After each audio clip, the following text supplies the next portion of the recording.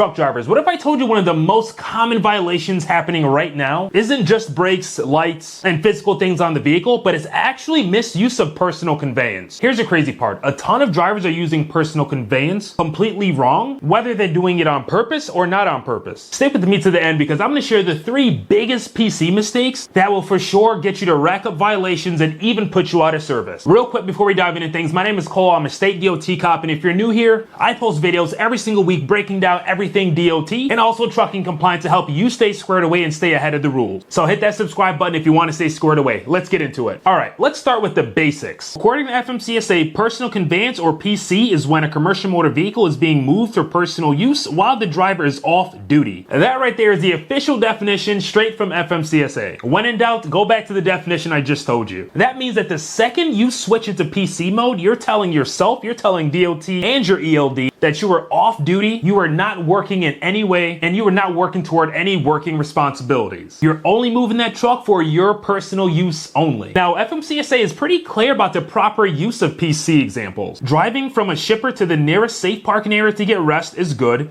Going from a hotel or truck stop to grab a meal, that's fine. Traveling home from your terminal after you've been released of all work duties, FMCSA says that's okay. Even heading to a store while you're off duty to go get some groceries or food, FMCSA says that's okay. But here's the part you really need to pay attention to because I don't want you to get jammed up. Here are some examples of ways that you cannot use PC. You cannot use PC to advance to your next load. You can't move closer to your delivery point just to get a head start. I know it's tempting, you can't do it. You can't use PC to bypass rest areas just to get a little further down the highway. And you absolutely cannot use PC for truck washes, refueling, and truck maintenance. How I see it, FMCSA has it pretty flat out. If you're moving that truck in benefit of the carrier or your company, if you're owner-operator, that cannot be marked as PC, so remember it. Now, here's where things get a little bit tricky, and it's where I get the most amount of questions from you drivers. FMCSA doesn't have an official mileage or time cap on PC, so it's hard for many people out there to figure out what's overdoing it and what's not overdoing it. So PC without having a cap on the time and mileage can come off as pretty vague to many people, so that's why DOT inspectors are now really starting to crack down on PC misuse, because with how vague PC can be to some people, they're just punching in PC and driving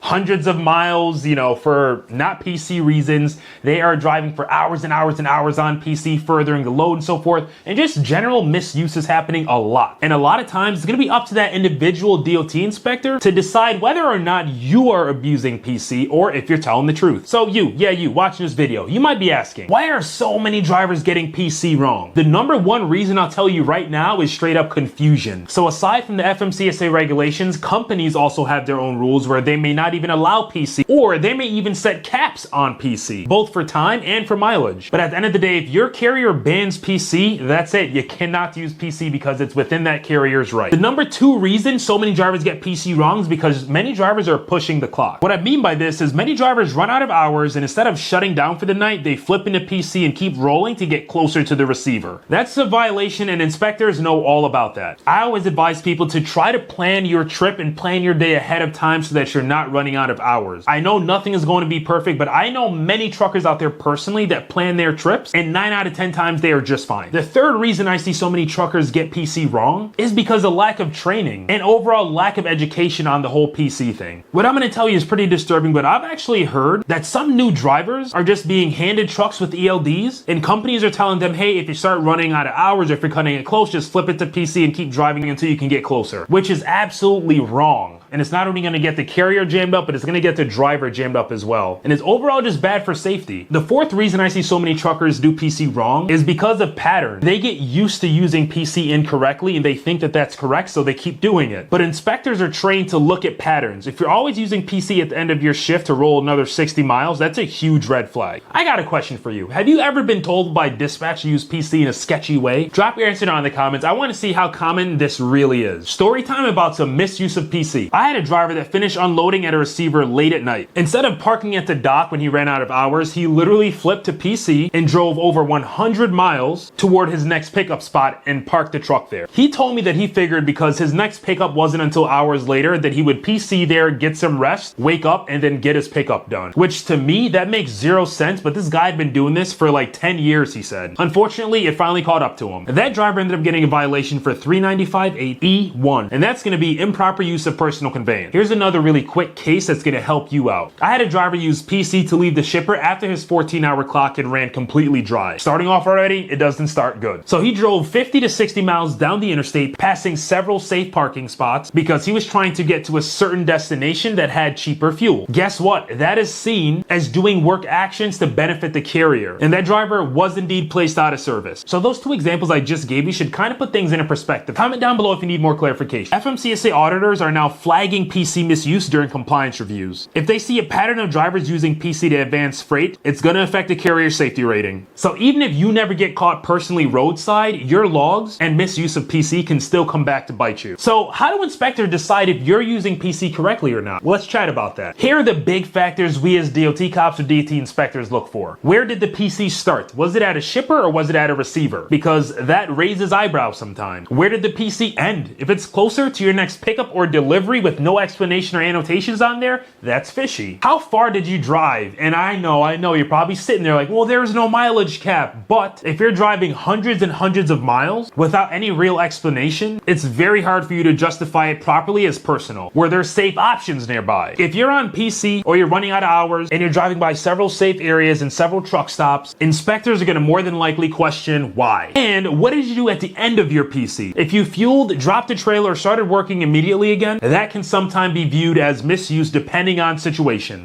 Enough with the negative. Now let's talk about how you can use PC the right way and not get in trouble. Because if you do this right, this is a powerhouse, amazing tool for you to use on the road. Here are just a few best practices for personal conveyance that I want to share with you. Always annotate your logs when you switch to PC. For example, put in the notes driving from truck stop to restaurant for food. The more detail, the better. Another thing you can do is use PC for short, reasonable trips. Keep in mind, the longer you drive, the harder it is to defend that it's for personal use. Another tip, don't use PC immediately after running out of hours at the shippers. Don't do it. If you must, only drive to the nearest safe parking. Nearest. Never use PC to get closer to your next load. Even if it saved you time tomorrow, it's illegal today, don't do it. And the last best practice I got for you is to know your carrier's policy. Again, FMCSA says PC is good to go, but your carrier may say otherwise. Here's a golden rule. If you can't explain your PC in one sentence to an inspector and make it make sense, don't do it. Let me ask you this. If FMCSA made a strict mileage cap on PC, let's say 25 miles max, do you think that would solve all of this confusion? Let me know what you think down in the comments. You might be wondering what happens exactly if you misuse PC. You can get cited for 395(8)(E1), and that is improper use of personal conveyance. And that violation goes on your record. Another consequence is that you can be placed out of service roadside depending on the full situation. And repeated misuse of PC can also trigger audits against your carrier. And you don't want that. And let me just tell you, once you get flagged one time for misuse of PC, then again, inspectors will always look at your log a little bit harder to see if you're still doing that. Looking ahead, I think maybe FMCSA might tighten up the rules with PC, but I'm not sure. But I can see both sides to who want it and who don't. But technology is finally catching up. ELDs record like everything. Inspectors can see your patterns as well. And FMCSA has already been showing their willingness to create violations for PC and PC misuse. So I don't think it's too far off for brand new rules to be molded. So there you have it. Personal conveyance explained with how to do it correctly, how some people do it very wrong, and the consequences that hit you when you misuse it. I want to hear from you though. Have you ever been cited for PC misuse, or do you think inspectors are way too strict with PC? Comment down below, because your experiences help drivers watching this video and they help me to know just how common some of these things are as well. If you got value from this video, go ahead and hit that like and subscribe button, share it with all your other trucking buddies so that we can keep growing this quickly growing community. Next video, I'll be covering level 2 DOT inspection step by step, and you don't want to miss it. Stay safe, keep rolling.